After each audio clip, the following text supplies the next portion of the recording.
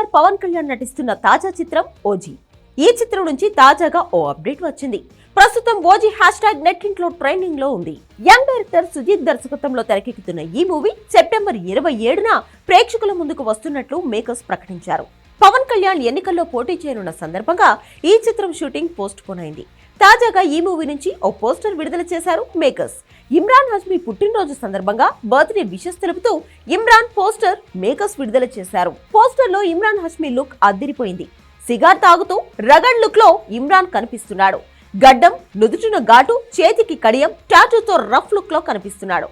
First look చూస్తుంటేనే పవన్ కళ్యాణ్, ఇమ్రాన్ హష్మీ తలపడే సన్నివేశాలు ఏ స్థాయిలో ఉంటాయనే ఆసక్తి కలుగుతోంది. OG cinema Japan back drop లో గ్యాంగ్స్టర్ కథాంశంతో సిద్ధమవుతున్న విషయం తెలిసిందే. ఇప్పటికే దీని నుంచి ఫస్ట్ లుక్ గ్లిమ్స్ విడుదలవగా అవి పవన్ అభిమానులకు విపరీతంగా అలరించాయి. ఈ సినిమాలో ఇమ్రాన్ ఒమే భావు అనే గ్యాంగ్స్టర్ పాత్రలో కనిపించనున్నాడు. ప్రియాంక అరుల్ మోహన్ హీరోయిన్ గా నటిస్తుండగా అర్జున్ దాస్, శ్రియా రెడ్డిలు కీలక పాత్రలు పోషిస్తున్నారు.